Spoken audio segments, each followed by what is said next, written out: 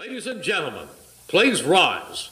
And now to honor America, please join in the singing of our national anthem. Representing the three-time Stanley Cup champion New Jersey Devils, Arlette.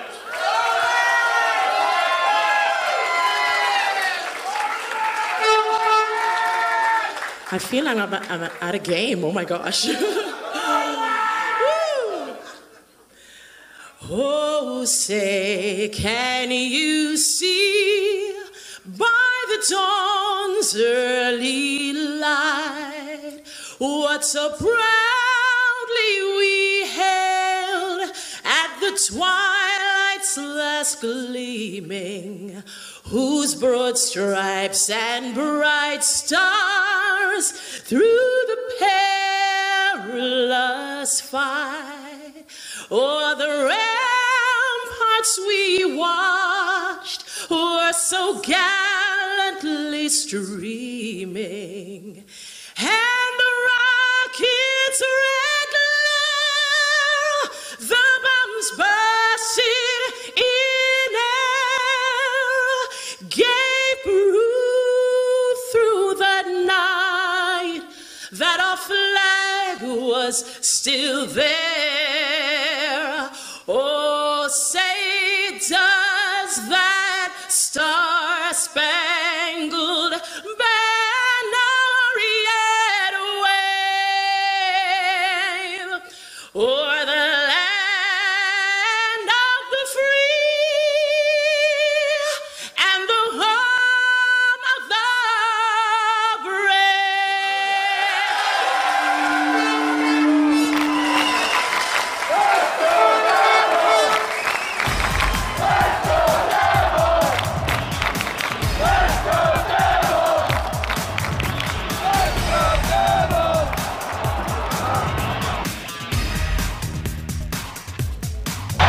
championship to New Jersey. The Devils win the Stanley Cup. 4, 3, 2, and 1. And the oldest trophy competed for in North America. Ford Stanley Cup has made its way to the Lincoln Tunnel, to the Meadowlands, to the Garden State.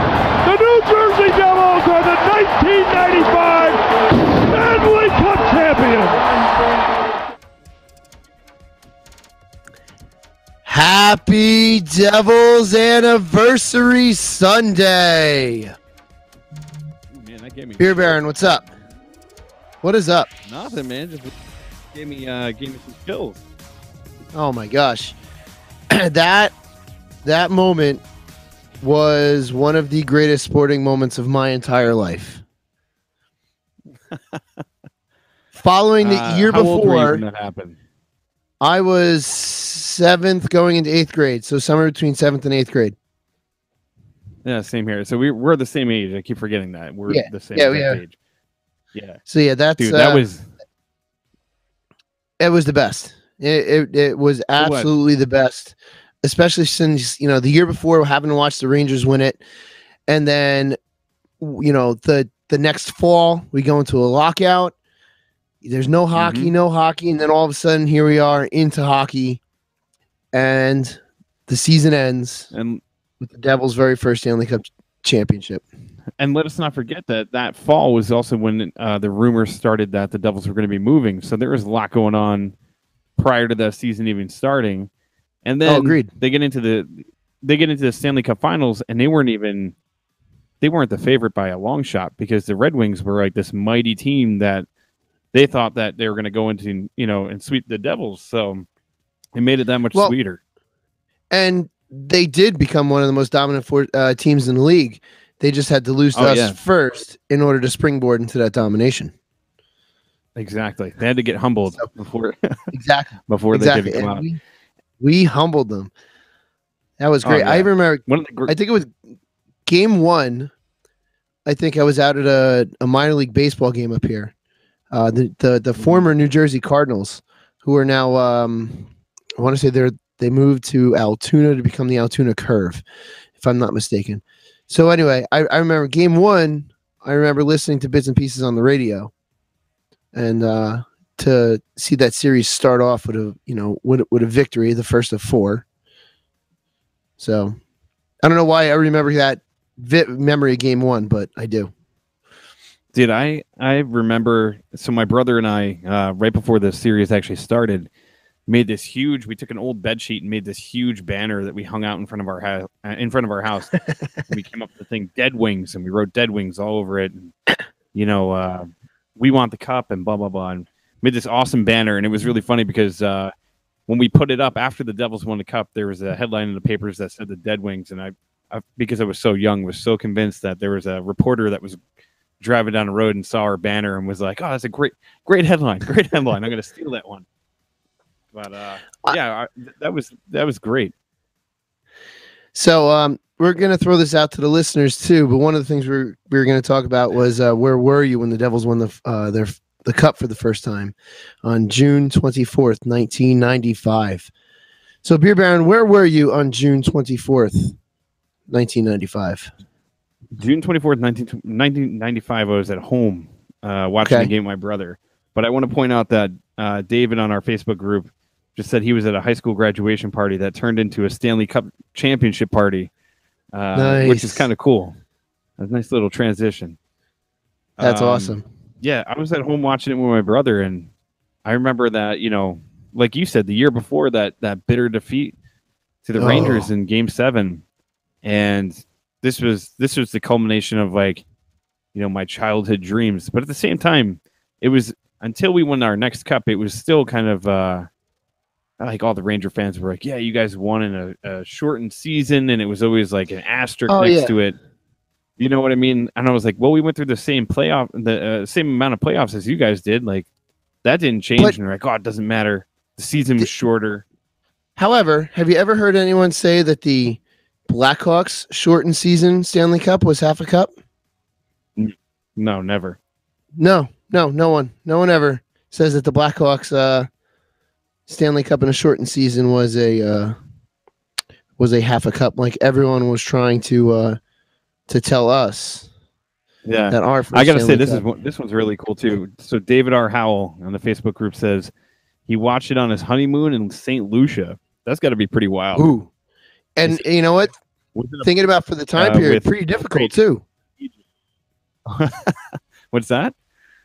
Got to think in 1995 that must have been pretty difficult.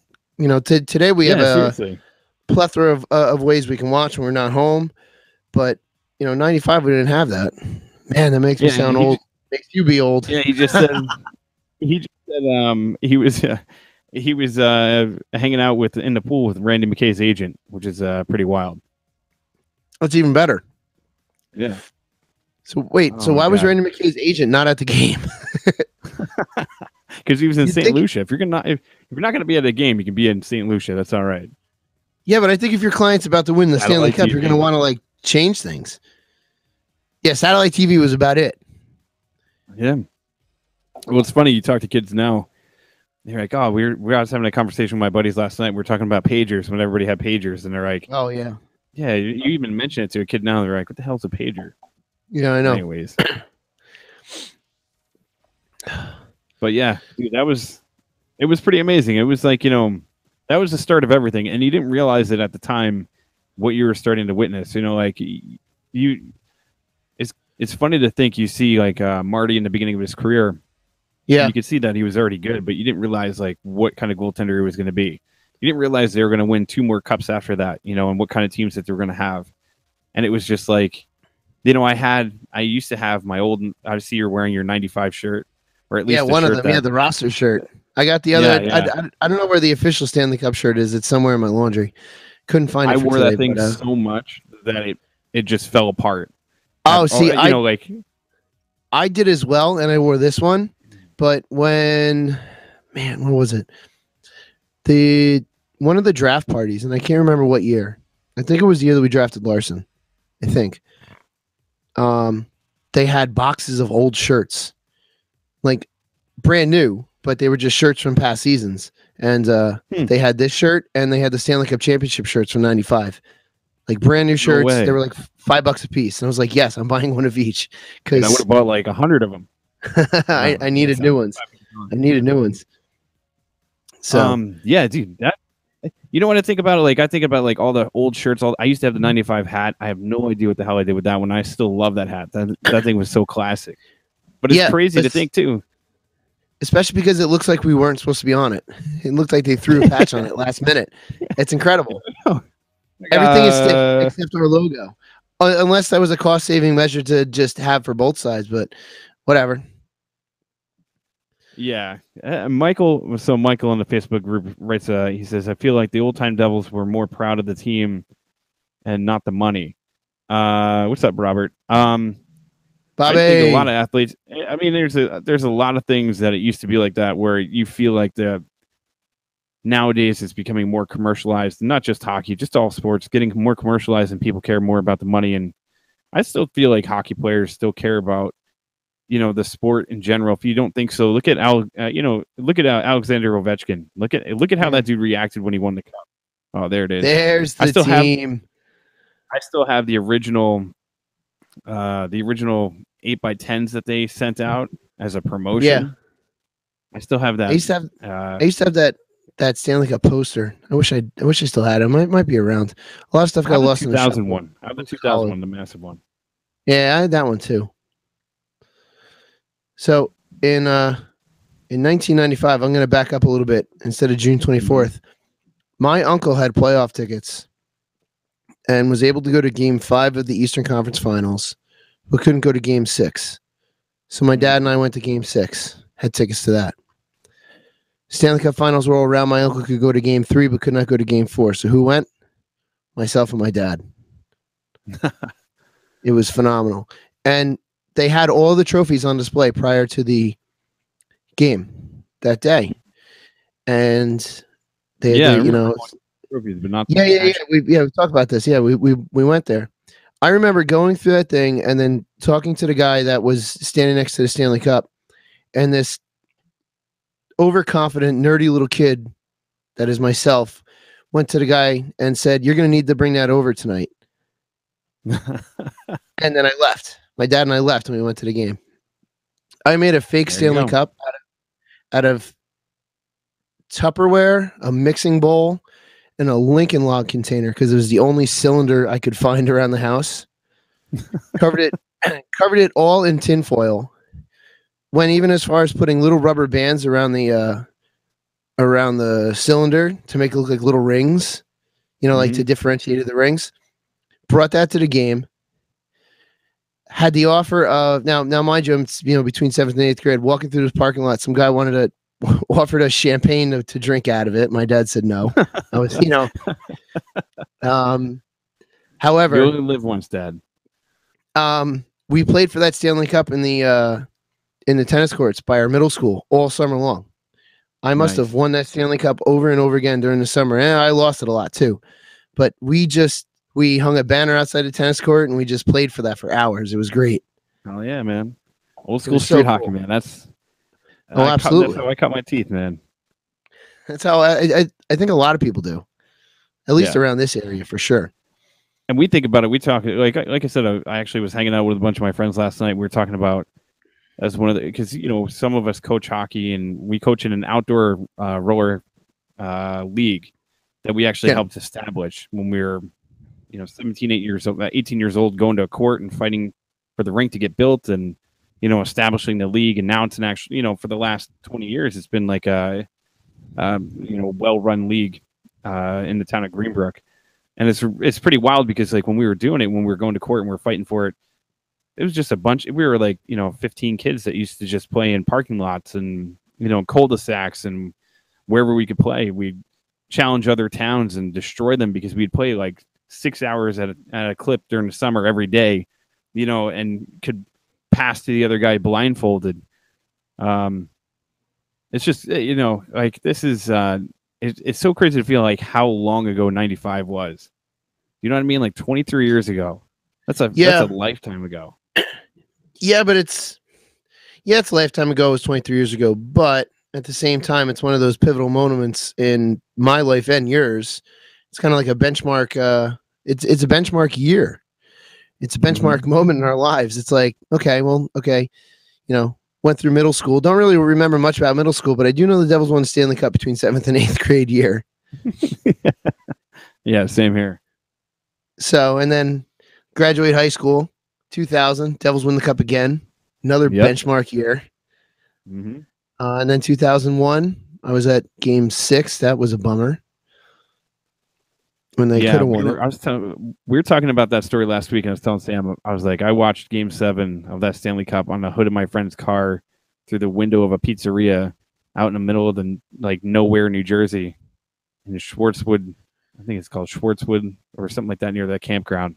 Long story. Yeah, that's no, I know that's close to me. Yeah, so Game 7, we had a camping trip, like me and a couple of my buddies. And we had it all planned out before they announced the schedule. And then we're like, well, we can't change anything because we already had a deposit on the site and blah, blah, blah. Yeah. And we watched the game at a pizzeria. And the guy's like, I got to close down. And we ended up sitting on the hood of my friend's car because the guy was cool enough to leave the TV on. We ended up, and the cop came and he was like, what are you guys doing out here? Watching the game? Yeah, it was pretty wild. I mean, it sucked that they lost, but, it was quite an experience. One thing I do have to say is during that time, even though they won the cup, you had a lot of people that were like hating on it because they were saying like, oh, it's a half cup. That was also around the same time that there was a lot of speculation that they were going to leave, and it seemed like every other day in the paper, there was talks about Nashville and kid hating the city of Nashville. Only because it felt like they were trying to steal our team. Oh yeah, I did too. You know what I mean? It was like, no, it's irrational hate for an entire city for no reason. Yeah, I was like, we just won the cup. How the hell could they move? It doesn't even make sense. They end up getting a team. Agreed. Yeah, and then they eventually do end up getting a team, and they do support that team quite well. I'm kind of jealous of their support actually a little bit. But yeah, having that, and then at the parking lot party, Chris Terreri holding up the Nashville No Way sign. It was like even the players weren't wanting this move at all either. It seemed like, which was always really cool. And then such a unique party to celebrate a Stanley Cup because where are you going to bring where are you going to parade a team that is representing an entire state? So you have a party in the parking lot at the arena. It sounds like a good idea to me, especially now. At my age now, like having a parking lot party to celebrate a championship, I think it would end in a fun, disastrous day if we did that now. Oh my God! But, yeah, 8th grade me wasn't able to. Wasn't able to partake in such things. But if they won the cup in Newark, where would they do it? Do you know what I mean? Would they have a parade? Yeah, would they have a parade down the middle? I don't know. Do you know? I'm really not sure. I'm really not sure. I mean, I guess. You know what I guess you could do? I mean, I guess you could kind of parade down Broad Street, but I don't know. A parking lot or a party inside the arena would probably be one of the best bets. Like to have the party inside the arena. Yeah. Yeah. Well, I mean, you can also hold it in one of the parking lots too, but or a championship I really don't know. Plaza. Yeah. But I would assume that would be a little too small. You got to think that there'd be a ton of people that would show up. I mean, unless you do a parade down a little bit of Broad Street and then, go into the, a parking lot party or something like that. You could do that as well. Yeah. I mean, that's that's a problem that we wish we had to deal with. Yeah. Well, yeah, exactly. That area of Newark has gotten a lot better, Agreed. And they've built, they've done a really nice job building up, and it continues to grow, which is really nice to see. But I've always been curious about that. Like ever since they moved, and I remember there was talks, and we've talked about this before, but there was talks about them possibly moving to Hoboken instead of Newark, and there's talks about them moving to other spots. Like I think there was even mention of Trenton for a little while and stuff like that, which would have been a nightmare. Trenton would have been a nightmare. Oh, it would have been a million times worse. I feel like where they ended up is perfect because of the location of Newark Penn Station and everything else. But at the same time, I don't know. I've always been curious to see what they would plan and we'll say when they're going to win the Stanley Cup. Which, by the way, our new governor, Mr. Phil Murphy, put $20 down on the Devils to win a Stanley Cup on the first day that it was legal to bet in New Jersey. So, kind of nice to have a governor who supports their team and not like that fat turd that used to be in office who is an open Rangers fan. So, yeah, I know. And a Cowboys fan. He was the epitome of everything I hated just in sports. We'll leave all the politics aside because I didn't agree with a lot of that too. But Cowboys, and he liked the Mets, and he liked the Rangers. Hey, don't go hating on the Mets. Sorry about the Mets. Sorry about the Mets, buddy. But 2/3 of this podcast support the Mets, so you're outnumbered in that one, buddy. Deal with it. Yeah. Real quick, pause for station identification. You are listening to the Let's Go Devils podcast. You can find us on Facebook, Twitter, Instagram, and all over the place. We also have shirts. You can find that. We'll post that link again. It's sgapparel.bigcartel.com and look for the Let's Go Devils podcast t-shirt.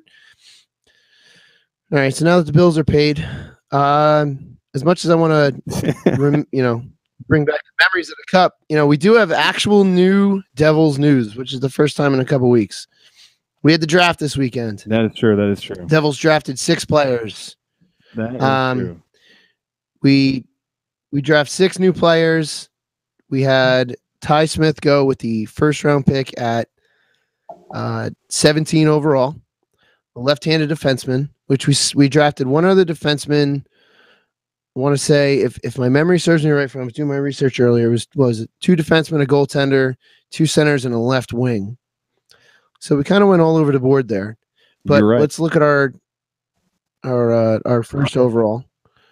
He's a left-handed defenseman, a little bit undersized. Was supposed to be selected higher. He did win a points scoring title for the WHL. He seems to be like he can. He may fit into our systems. He can skate quite well. He's smart, soft hands. So, looks like the Devils could take him and mold him into what they want. I mean, it doesn't sound like he's NHL ready as of right now, but I could be wrong. No, he'll probably develop a couple of years. What are your thoughts? But everybody on the NHL Network, sorry, I didn't mean to jump the gun there, but everybody in the NHL Network, a lot of the experts outside of New Jersey are gushing about this kid. Like, absolutely thought that the Devils got probably one of the better steals in the draft, and they were surprised that he fell so far.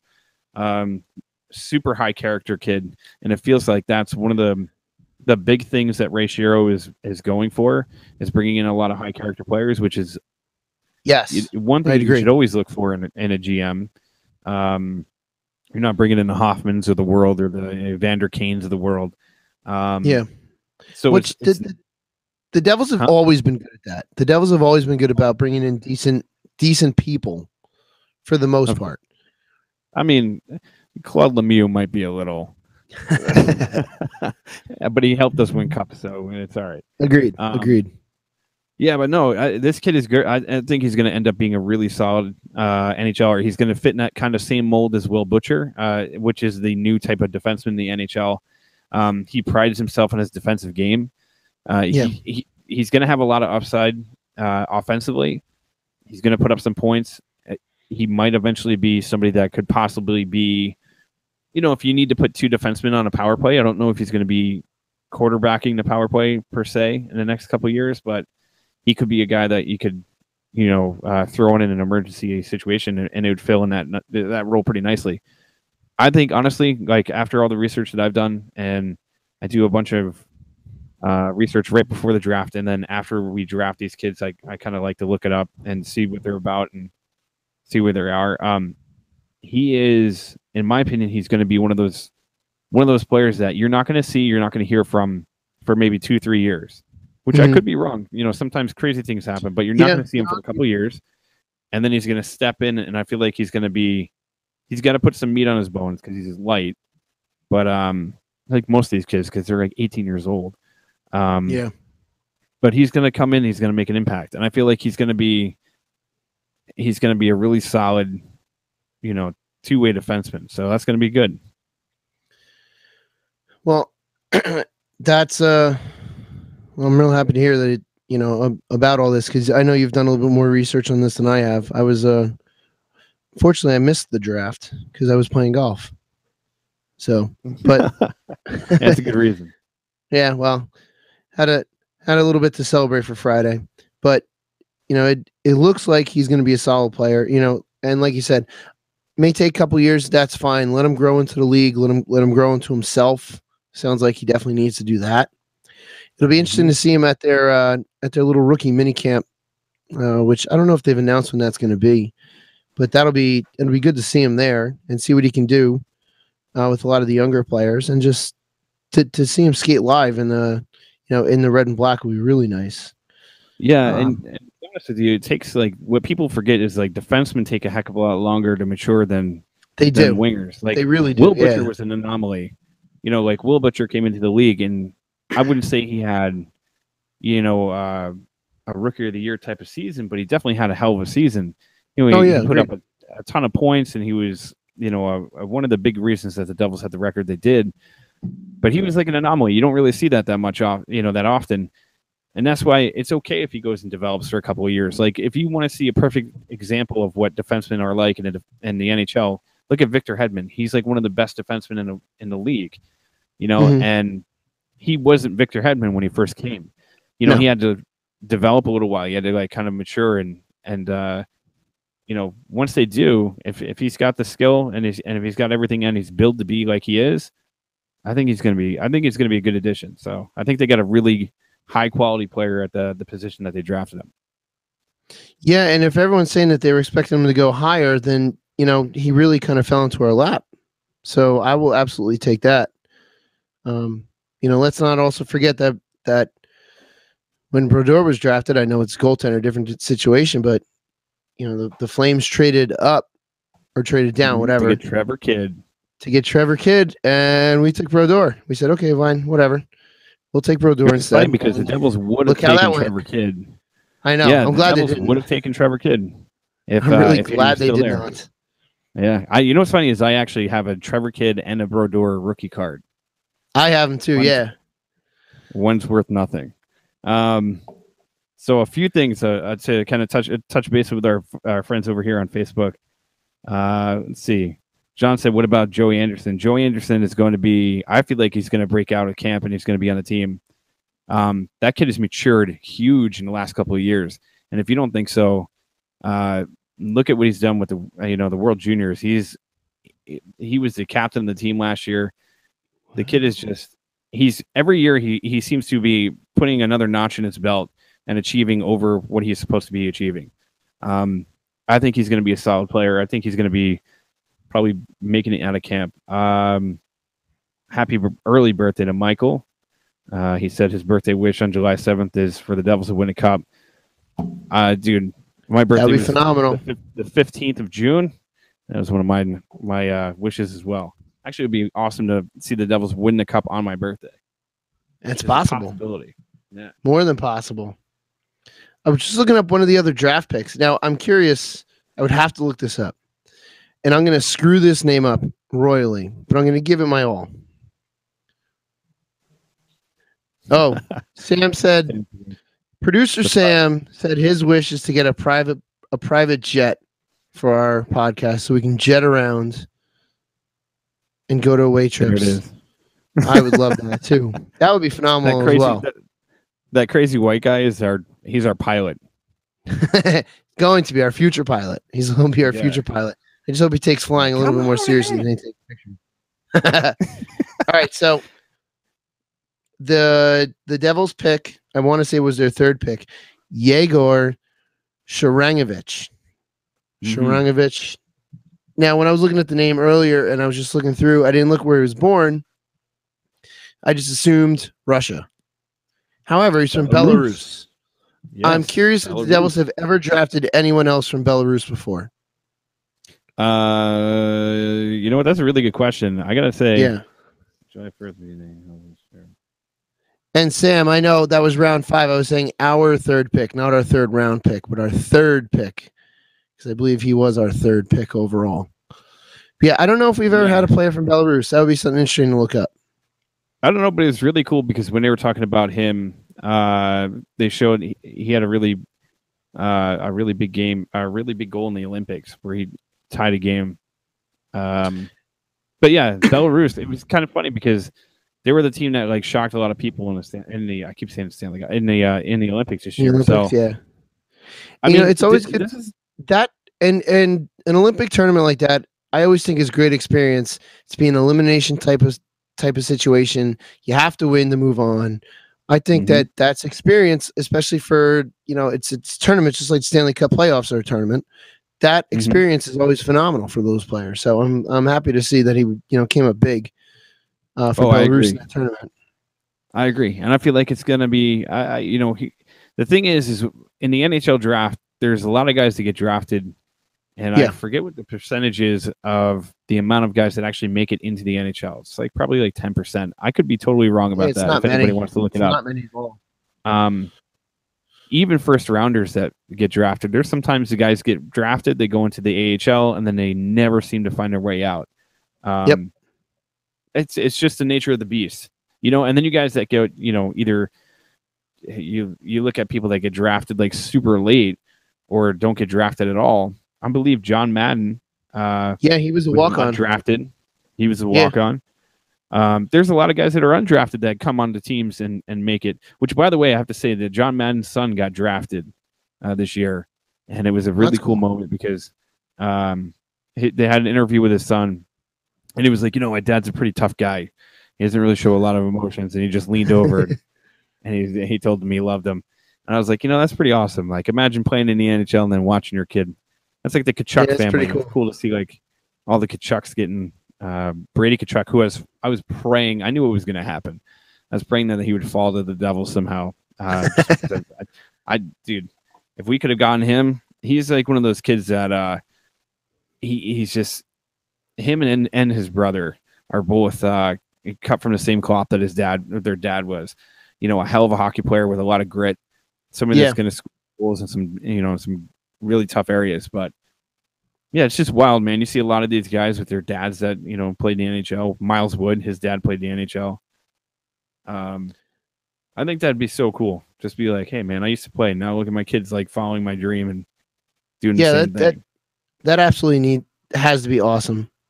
Just for any sport to see your kid get drafted. I mean, just to be drafted is phenomenal. I was cruising social media today, and I saw a bunch of former Devils posting, like Eric Jelena and Adam Henrique, to name two. They were posting their draft day picture, both in Devil sweaters, which is awesome. And I probably read way too much into it, but I first saw the Henrique post, and I'm like, ooh, maybe he's angling for a return, which would be awesome. But although he was voted fan favorite in Anaheim. How could he not be? How could he absolutely not be? So, and I'm looking for his name, and I'm scrolling through the list here, but I found it interesting that with one of our picks, we selected a goalie, and the goalie was from Switzerland. So I wonder if there's any kind of a Swiss connection between him and Nico, which would be interesting to find out. There's a few things that I wanted to actually get on. That's a great subject to switch into because there is something that I want to talk about too. First of all, I want to say we just got terrible news that Robert, one of our good friends on the Facebook group, just said that it looks like Carlson is staying in Washington. So he must have signed his extension to stay in Washington, which is a super big bummer because I was hoping that the Devils were going to be able to find a way to secure him. But it looks like, John Carlson's going to stay in. Hey, there's always a potential for a trade. There's always trade potential. You never know. Yeah. Well, there is always trade potential, but at the same time, I think when they did that whole move with Brooks Orpik, I think that the writing was on a wall that they were clearing up cap space to try and get Carlson done. Keep him there, yeah. He says, hopefully he's not like Swiss cheese. Yeah, that's a good point. Well done, Bobby. Well done. So hopefully now you got to look at the draft. There's a lot of guys that are falling falling off of the list, right? So he's gone, so you don't have to worry about that. Kovalchuk was signed by not officially, but he's agreed to terms with the LA Kings. He has, yep. Good old Kovalchuk. By the way, mark your calendar, February 5th. That bag of trash is coming to the Rock. I'm going to get my old Kovalchuk jersey. I'm going to take a seam ripper. I'm going to rip off the nameplate. Hopefully Patty Maroon's still on the Devils and can lay him out and break his back officially, but nah. I don't want to wish any injury on anyone. No, I know like that. I mean, I still give the guy a ton more credit than Parisi for at least saying, "Well, I want to go home for my family." Fine, go home for your family. At least be up front. And Parisi may have wanted to be up front but couldn't for whatever reason. But still, if you don't want to be here, at least say so and go and move on. Fine, done. Yeah, and let's congratulate the Kings on a 3-year, $6.5 million per year contract for Kovalchuk. That's a beautiful contract for him. Yeah, and you know what? Hey, you never know. I mean, I know he had a great tournament in the Olympics. I know we were going to talk about him later on, but we can talk about him now. I know he had a great tournament in the Olympics, but it was I don't mean to insult any of the players that were there, but without the NHL players, it's definitely a watered down tournament than what it 100%. Would have been without the NHL players. That he dominated the KHL. It's like, yeah, there's a lot of guys that can go over there and dominate the KHL and aren't going to do much of anything over here. There's a completely different league. Yeah, there's a reason why everyone from around the world, all the best players from around the world play in the NHL. It's because top league in the world. It's not, and there's nothing else that competes with it. I really do think it would be interesting seeing sort of like a Super Cup series between the Stanley Cup champion and the KHL champion. See, that would be pretty cool. I mean, it would be Pavel Datsyuk and Kovalchuk and the rest of the Kovalchuk no more, whatever they are. Yeah.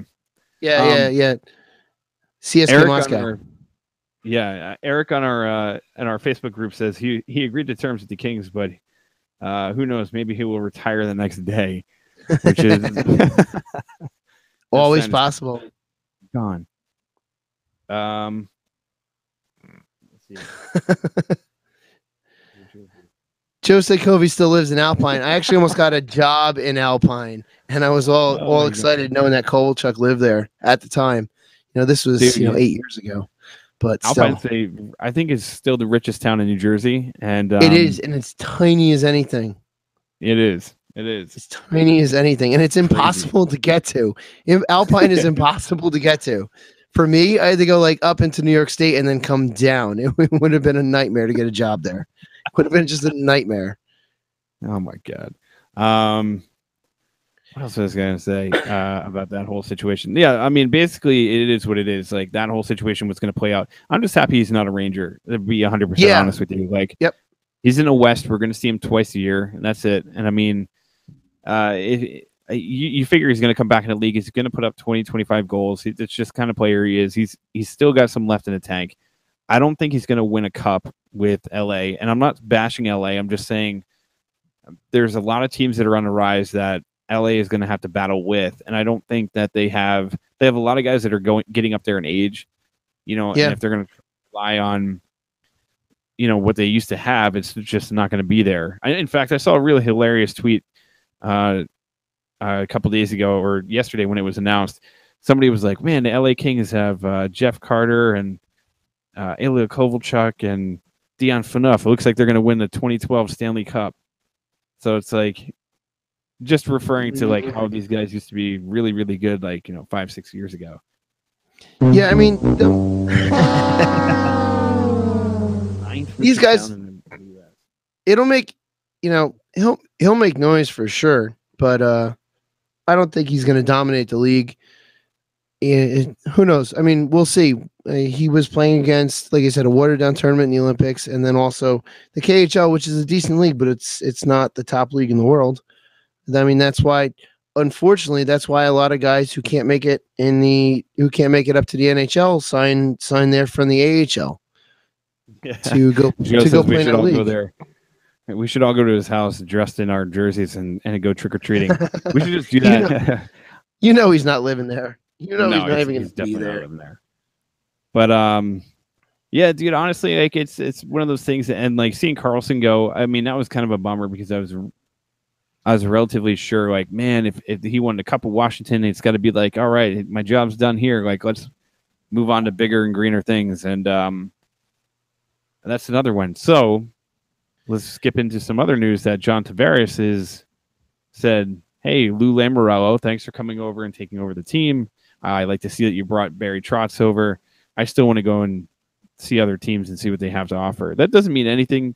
I mean, Stamkos did the same thing and still ended up staying in Tampa Bay. But it's reportedly the teams are LA, Las Vegas, Toronto, which Toronto would make a lot of sense if they were able to do it.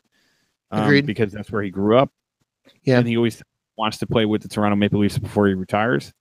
God bless him, though. God, imagine how much pressure that kid would be under. He'll go from 0 pressure to 1,000 psi pressure. First time he chokes in the playoffs, and the first time they lose a playoff series, he would be. I mean, ask Phil Kessel what it's like to play in Toronto, and Phil's not even from Toronto. Do you know what I mean? Like, to be a big time superstar.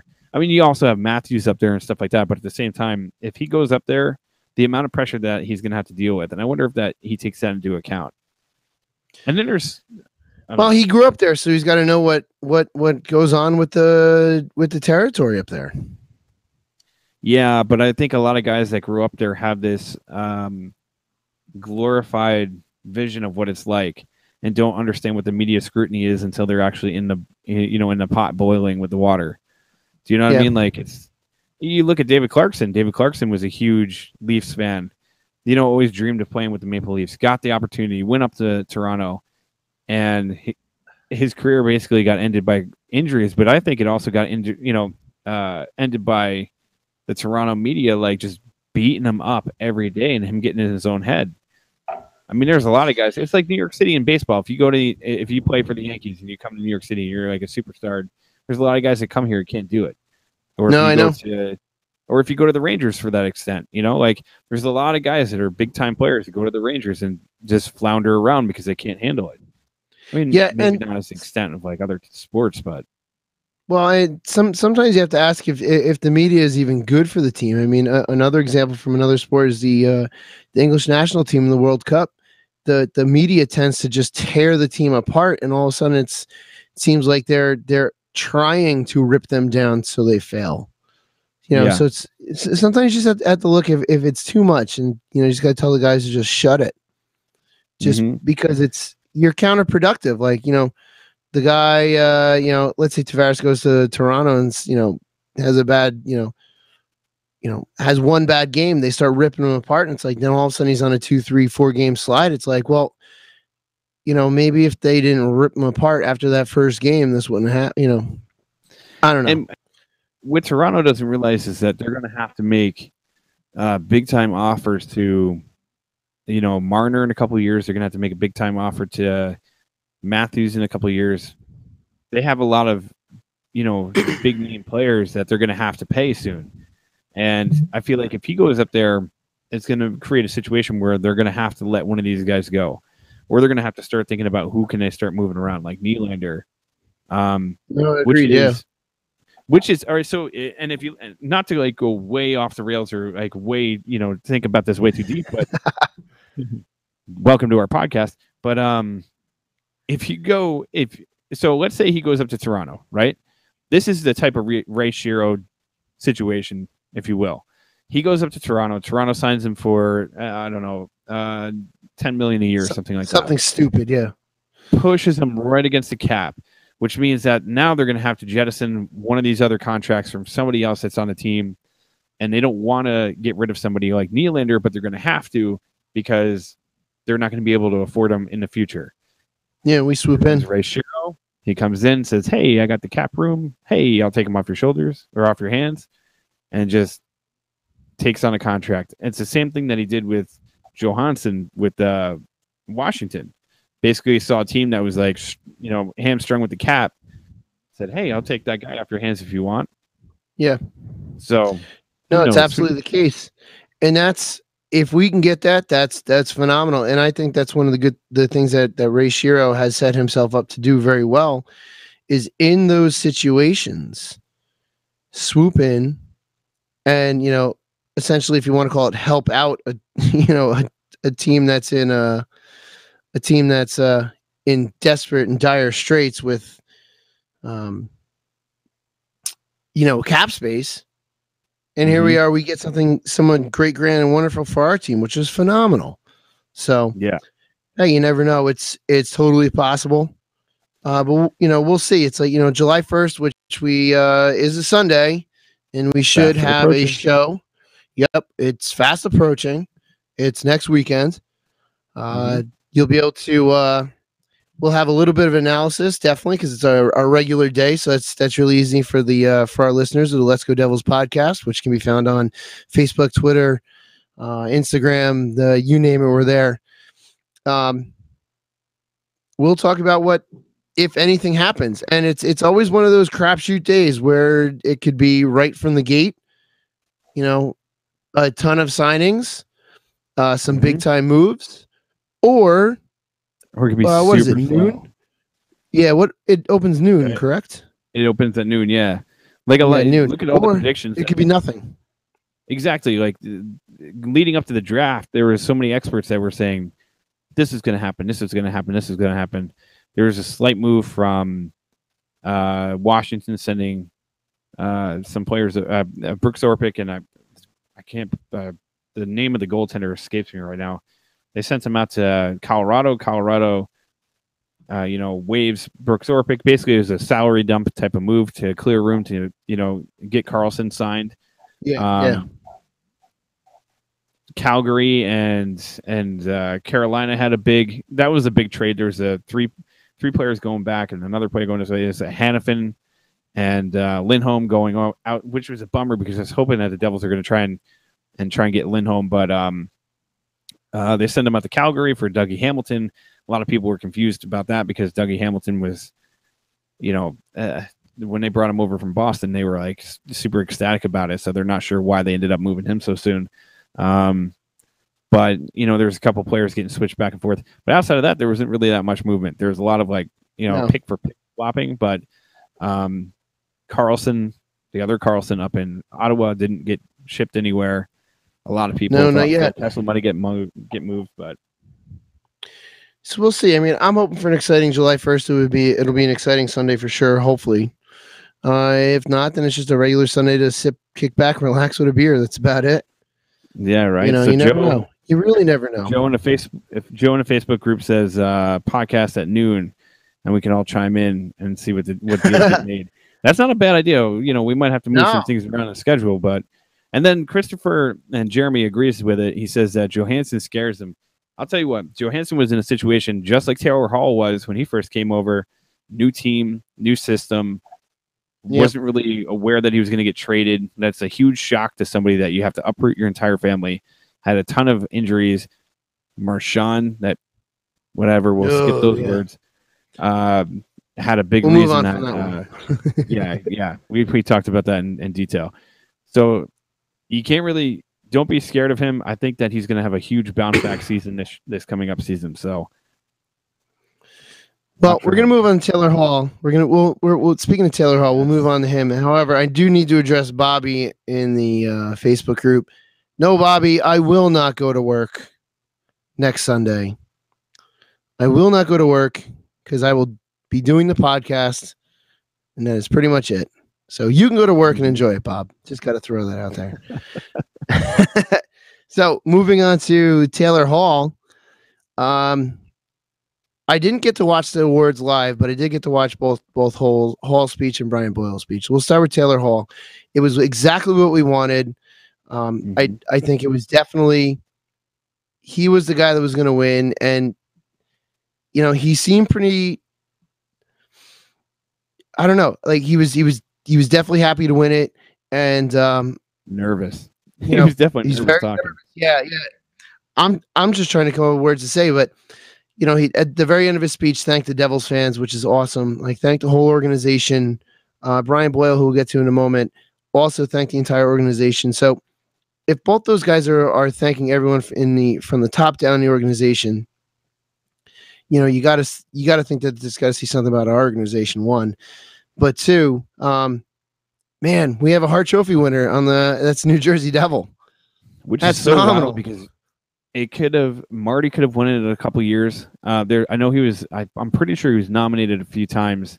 And if there was a few other Devils that were out there that were nominated a few times, but Marty definitely, I can put money on that he was nominated at least once for the Hart Trophy. Yeah. Dude, we said during the season, you know, when he had the point streak, the way he was playing, if you took him off of that team, they were nowhere. They were going nowhere. Yeah. His speech was incredible. But at the end of his speech, if you talk about, Sam says 2007, Marty was nominated for the Hart Trophy. If you take Taylor Hall off this team, they were going nowhere. And a couple of the interviews that he gave after his speech, and one of the really cool moments was he said, you know, I wouldn't have the year if it wasn't for my teammates. I wouldn't have the year if it wasn't for number 13. So giving props to Nico Hischier, which I thought was really, really cool. He also said in an interview, he goes, you know, Jersey's my home. He's like, this is my home, you know, like just really embracing the state, embracing the team. And I'm so happy that we got this, that we have Taylor Hall on our team. Do you know what I mean? Like and whether he means it, you know, whether he actually means that or not, every time he does say that, it sounds genuine as hell, which is awesome. And that's what you want to hear. I mean, he's without a doubt the future captain of this team. We will, without a doubt, be retiring his number if he stays. For sure. Which I hope he does.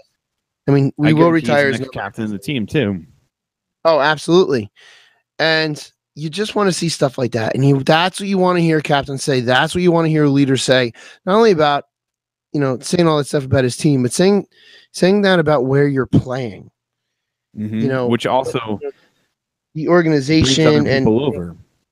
Yeah, exactly. You know, other people hear of this, see of this, and then they want to come play with him, and they want to come play for this team, and then that just breeds an awesome atmosphere for your team and for your city, or in our case for your state, which I love. Yeah. I love, and I'm so happy he got it. And you know, it may be time for me to get a New Jersey. I haven't gotten a New Jersey in a very long time, not since Kovalchuk. So maybe it's time for a Taylor Hall jersey.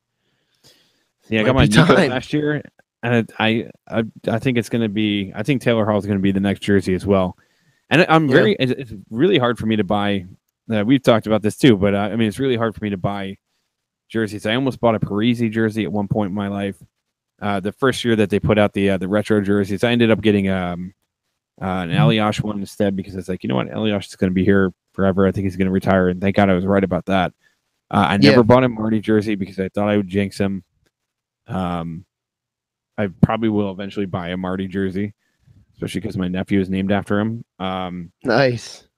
But yeah, it's like he epitomizes what you want in an athlete, not just like because of what he does on the ice, like you said, like he carries himself in such class, you know, and nowadays that's sometimes hard to find, whether you're talking about hockey, football, baseball, basketball, whatever. And I feel like it gets overlooked when you have a guy who's genuine and nice and caring and actually, you know, is positive and isn't getting in trouble and isn't doing things like, you know, abusing, just isn't screwing around. Just isn't screwing around. It's just making good choices, and you know, if somebody that you know, if legitimately call a role model. Yeah, you know? absolutely. And the same can be said about Brian Boyle too. Oh my God, yeah, and that's what I was going to just start talking about too. And then I've got something funny to talk about with both of them. Which, Sam, if you can at some point, not right yet, but if you can put both Boyle and Taylor Hall pictures up side by side, not now, but in a little bit. But that Brian Boyle was beside himself in that speech. You could definitely tell he was, one, very nervous, and two, just genuinely thankful for being there. And he opens up his speech talking about, Vegas and Parkland and Humboldt, and then moving on. The speech wasn't about him, which it absolutely could have been. It was about everyone else besides him, which I think is phenomenal. It wasn't like, oh, look at me, I did this and I. No, it was about everyone that helped him get through this past season. And I got to be honest, if you're going up against Brian Boyle for this trophy, I wonder if you're sitting there going, I hope I don't win it. Yeah. Because who was more deserving of this? Like, I saw was Luongo, and who else was up for the Masterson? I didn't even. I wasn't able to catch that. We'll have to look that up. Maybe someone in the Facebook group can say who the other candidates were. But how do you not hope to lose in that situation? Especially when they come out prior to it talking about the hockey fights cancer. It's kind of like, all right, well, there's no way he doesn't not win this trophy. With the way they introed into it. And it was so good to see him win. He was more, so deserving of that trophy, and his speech was phenomenal, so humble, and just so genuinely grateful to be there and to be able to play the game that we all love. Yeah, he had a beautiful message that he wrote on Twitter about his wife and how he wouldn't be there if it wasn't for her, and how supportive and amazing she is. And by all accounts, if you look at any city that dude has ever been in, he is absolutely beloved by not only the fans, but the people that he's played with, the amount of respect, which is absolutely deserved. When the Devils signed Boyle last year, I was so excited, just because he is one of those guys that has such a strong veteran presence, who brings like a calm to the locker room, who is a very positive dude, who also sticks up for you too. Like if somebody's getting in your face, he's one of the first ones. And we saw that in the playoffs when he told one of the Lightning players that he was going to effing kill him. So and he's just a massive human being. He's a huge, when you see him in person, my God, he's massive. Like I'm looking at him take the trophy on. I was looking at him take the trophy on the stage, going, "Man, you're gonna have to like duck down to get to that mic. It's too short for you." Yeah, that was my thought when I saw him.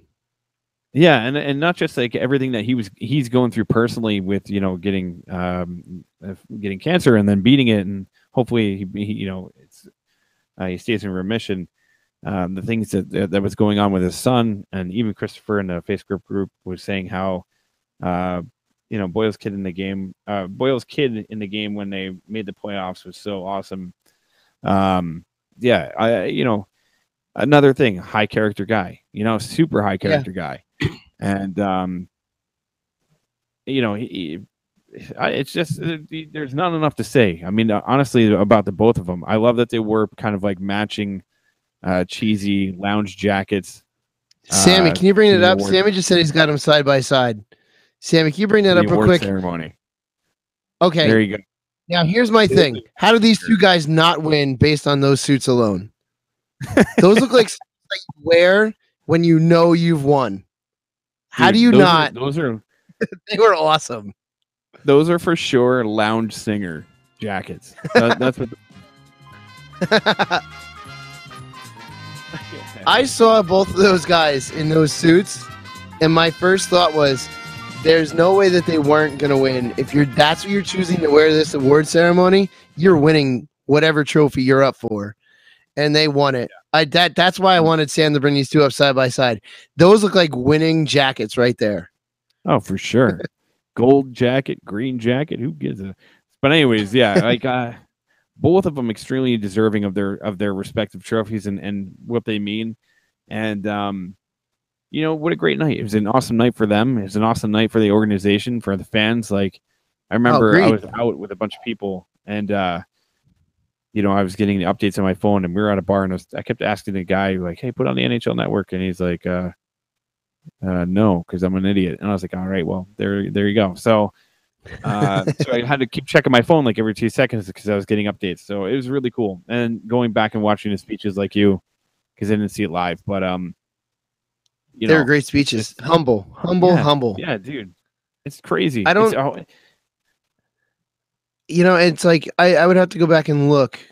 So this is completely off the cuff, but I gotta say that they, unless it was in reference to someone helping them, I don't know if they ever used the phrases "I" or "me" in any kind of self-centered way. It was all, well, everyone helped me get here. It was always about the greater good and the team, and they were, that they were just thrilled to be there, thrilled to be part of an organization like the Devils, thrilled to be even nominated for their respective awards, let alone win it. There have always been side-by-side comparisons about, NBA, NFL, MVP winning speeches, and it's all I, me, and then it's you hear an NHL one. You hear an NHL guy talk, and it's all about the team, the guys, the team, stuff like that, which I think is phenomenal. Again, that's the sport that we love. Yeah, in all honesty, like, you just kind of look forward to like next season. It's going to be interesting to see what happens July 1st. There's a lot of potential. JVR might be a candidate. James Neal could be a candidate. James Neal, I don't know how high of a quality character he is, but well, if the Devils don't sign him if the Devils don't go after someone, you got to assume that either A, the price is just too high, or B, they're just not the right fit for the team. Yeah. And if I learned anything from all of the Kovalchuk drama, is don't get too high and don't get too low on any player until they're holding up that jersey. Until they're wearing that jersey. Until they're wearing that jersey and they've done something for the team, don't get too high and don't get too low. Yeah. Yeah. I mean, we talk about it all the time where, I think you brought it up in reference to Kovalchuk earlier in the year when it was like official that he wasn't going to be coming back to New Jersey, and Ray Shero did not seem happy about the entire situation, to be honest with you, and he kind of was like annoyed anytime anybody would ask him about it. It was a distraction. Yeah, of course, but and not that. I think he was almost like, "Oh, that's not my mess. Like, what do I care? Like, the dude screwed us over, and that's it. We just nothing we can do. If he doesn't want to come back, he doesn't come back." But I tell you, it's going to be interesting to see him come back, thinking about the schedule and looking ahead. That game is going to be a fun game to go to. Yeah, let's talk a little bit about that schedule. That's February 5th. That's when he comes back with LA. That'll be interesting to see and to hear the fan reaction. I'm assuming it'll be a chorus of boos every time he touches the puck. Yeah. And we should, producer Sam was just saying that maybe we should do a live event for the game in Sweden, which is going to be pretty wild because my parents are actually going to Sweden to go to that game. And I'm super wild. Jealous. That's awesome. Yeah. I'm Why don't you really, go? really jealous. You should go. What's that? Dude, you should go. I can't. There's a lot of things I can't do. But yeah, I think we should definitely, if we could do a live party, we figure out what day that is and figure out when it is. Yeah. I know one spot we can definitely go to. Yeah. What did he say? He said your parents' house since they won't be home anyway. yeah, right. Well, back to high school days. Yeah, right. We're having a party. But yeah, I think we'll definitely be doing. Oh, my phone just crapped out. Just so you know, my phone's dead.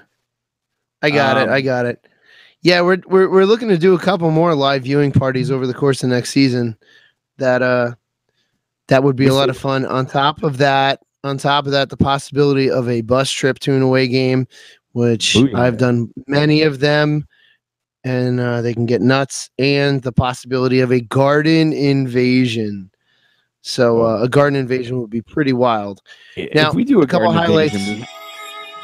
If we do a garden invasion, we got to do it for real. We got to get like roll 20, 30 deep. Oh, absolutely. We have to. We should call them up, say, "Hi, we're a bunch of Ranger fans, and we want to do like group tickets and blah blah blah. We've never been," and show up all in our Devils jerseys. That would be phenomenal. We're wearing the right jerseys, right? Yeah. I just bought this jersey at Modell's today. Is this the right one, right? You kept saying I got to go to Moe's. We should all show up with we should all show up in Modell tags on our jerseys like a bunch of idiots. It'd be hysterical. Oh my gosh. So again, another one, October 11th against the Washington Capitals. That's the home opener, I believe. Yes, it is. And that'll be cool. Now the next game that producer Sam has highlighted for us, which I'm excited for, which would be about, if we can pull this off, about the 1-year anniversary of the Live from Outside the Arena podcast, where I wore that amazing suit and I looked like Conor McGregor. That's December 23rd against the Blue Jackets. I will wear that suit again for that game. Mark my words, that suit will. Oh, man. All right, let me go look at my calendar since your phone's dead. So December 23rd. I apologize to all my friends on the Facebook groups and all that stuff. I can't interact with you guys right now. December 23rd is a Sunday, a normal Devils podcast night. Maybe we do a live podcast from somewhere in or around the Prudential Center. Okay. And I will, and I no matter what we do, I will wear that suit. I assure you. I wish Sam had that picture available. I may have it on my phone if I can get it up to him really quickly. So, again, New Year's Eve against the Canucks, the last game of 2018. We then go January 12th against the Flyers. And I don't know why producer Sam has not highlighted any of the Ranger games. Interesting. Let me take a look if I can find that. Those are just a couple highlights. And obviously, we're also looking to do a couple live events because we had a lot of fun in our one live event this past season. That was April 1st. April 1st. I'm not reading my there's producer Sam. There's your answer. I'm not reading my notes because I didn't read to the end of the line. April 1st, the last home game against the Rangers. April Fool's Day. April Fool's Day. That's going to be. Could you imagine that game where the Rangers are in a playoff spot and we're not, and at the very end we hop over them? It's like, hi, April Fools, you thought you were in the playoffs, and then we take it over. I mean, that would be ideal, but I don't know if I can handle. I don't know if I can handle the stress of being in that situation right towards the end. But it would feel so good to do. It would feel so good to do.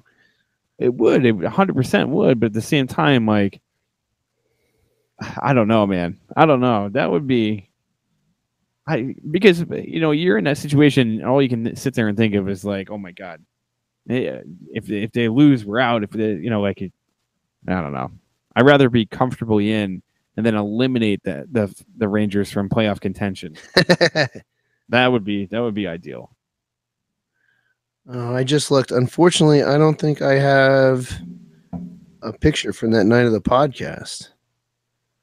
Oh, that's a bummer. Anyway. Go in a text thread because you guys sent one. Yeah, that means I got to go back and look. Let me see. Pictures. Too many pictures on my phone. Oh. I just have one of me. I don't have one of Sam and I from the phone. Or from the car, but that was that was a good time. Sorry, rambling, looking at my phone. So I'm hoping to make it to a couple more games this year. I know last year I didn't make it to a ton, but we do need to do some more live events for games. Absolutely, we do need to plan a bus trip. That'll be a ton of fun. Bus trip to Long Island would be a good time. Bus trip to Philly would be like going into a demilitarized zone. The area around that arena is awful. If we want a really kicking bus trip, we should go to Boston or Pittsburgh or even DC. Pittsburgh. Do a bus trip to DC. Pittsburgh would have to be like a 2-day event because it's a 6-hour drive one way. Then you have the game. Then you have a 6-hour drive back. No. I've done a 10-hour bus trip. Drive. Yeah, so I've done 10 hours for a Red Bulls match to Columbus and came home immediately afterwards. Oh my god! Oh yeah, you can sleep on the bus. Well, there was no sleeping. It was straight party. It was a good time. It was wild. I don't know if it's anything I'd ever want to do again, but at least I can say I've done it. 6 hours is easy. We can bus out to Pittsburgh, go to the game, then bus right home. Not a problem. We'll get home real late, but whatever. You get home super late. Yeah, you only get home the next day, technically. I'm all for it. So it's funny because right now I just wanted to check something because this is what sucks about when your phone craps out. So I was trying to look up something before my phone actually died. And there was a lot of speculation that Carlson was going to be testing the market and he was going to go out and listen to some offers. It's just crazy to see all the things that have been going around. So Jeff Skinner, who's would be a beautiful fit to this team, apparently turned down a few trade offers. And it's crazy to think that, like, there's, I don't know, I'm sorry, I'm like going off on a little tangent. There's like some possibilities of guys that are still out there. And there's like, we see what our team looks like right now, and it could be completely different in like a matter of 2 weeks.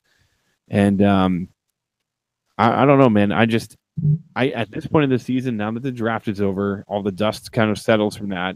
Any big trades that happened during the draft happen. I was really surprised to see Shiro not trying to get into the second or third round, but I'm also happy to see that he wasn't willing to mortgage the future just to get a pick in the second or third round. Maybe they didn't see anybody that had enough value to try and go after at that point. But there was a lot of talk during the draft that he was out on the floor, like walking around talking to people. He was talking to I can't pronounce the dude's name, the GM from Nashville. And it could also be like he was just walking around bull spitting and just going up to people and like saying, "Hey, what's up?" But apparently he's very walking the draft floor. You know what? And that just seems to be the type of guy he is. Because if you think about it, how many opportunities throughout the season do you have all of the GMs and all the the big front office staff guys in one area with a chance to just talk to them? And that's probably what he was doing, whether it's for right now or whether it's for down the road. I mean, personally, in this, my opinion in this age of social media and this disconnect that we all have, you've got, when you have an opportunity like that to make that face-to-face, shake a hand, say hello, build that type of relationship, that benefits. You know what? When you have that chance, when someone needs some cap space, and you already built a relationship with a guy, and they're like, "Oh man, that guy Ray Shero, you know what? Let me talk to him. Let me call him. Like, he's a face to a name." So, by all means, I would assume and I would hope that is exactly what he was doing. Just going out there and making connections, which would be phenomenal. And use it when we can. And it's so weird, and I don't know. And this is the thing is, when it comes down to this time of year, there's so many, rumors and speculation of guys that are going to be moving or could possibly move, and even names like PK Subban were up in the air, and which is weird because you feel like the guy is like a rock star down in Nashville, and why the heck would they, want to try and move him? But it could be money reasons or whatever. Our team, would he fit into our team? I feel like he would. Personality-wise as well? Because the Devils... because the Devils just seem like that the guy might fit phenomenally player-wise on the ice, but they've got to fit personality-wise too. Mm-hmm. Yeah. So, if you get a chance... Bobby Manella has given a pretty accurate explanation of the Columbus trip. You can puke, have a hangover. You can drink, have a hangover, puke, drink, and drink again on a trip to Columbus. That is how it can go. You can have a hangover, get over your hangover, sober. Drink yourself sober, and then go over again. Christopher Patton on the group says that the captain room gives us a lot of options, not in a draft, which I think is absolutely true. I'm going to like that comment. I haven't liked any comments today. I've been too busy looking at everything else. I think we got a lot going on here. I hear the music. I guess we're on our way out. But what were we saying? Speculation What were we going to say? Speculation. Tavares could be wooed by the Toronto Maple Leafs. According to TSN, Toronto Maple Leafs could woo Tavares with a 1-year max contract, which would be very, very interesting. So, I mean, this is what I'm talking about. A lot of crazy things could happen from now until next week. Yeah, agreed. So I guess we're going to wrap it up. By the way, summer, happy summer. It's a good time of year. And I'll tell you what, part of Taylor Hall's speech, him looking forward to next season, as much as I hate blazing through the summer, Taylor Hall made me kind of excited for the Devils season. And I never get that way in June. I want to thank all the listeners, especially Doug Walker, Bobby Manella, everyone that's always here week in, week out. Chris Patton, thank you again for all your comments today. Good night to you, Chris, and thank you again. Beer Baron, any final words before I send us off? I echo those sentiments. Thank you to everybody on Facebook. Thank you to everybody that's listening, watching, joining in. Guys, this wouldn't be possible without you. Shorts guy, I look forward to next week as I do every Sunday. So absolutely. And next week might be a new early time. We're not quite sure. We're going to discuss that in our pre-production meeting. We have to actually have a pre-production meeting before Sunday at noon, which is rough. But we'll get it done. Again, you can find us Facebook, Instagram, all that stuff. sgapparel.bigcartel.com. You can find the Let's Go Devils podcast t-shirt, which, you know what, I'm going to bump the price down to $19.95 in honor of the first ever Stanley Cup on this 23-year anniversary. We're also looking to get our private jet. That's what we're working towards, guys. We will give our most loyal listeners from the start and our most loyal staff, like Melissa Dawn, rides in our private jet to Devils away games. It'd be a good time. Until next week, first of all, happy anniversary, and let's go Devils.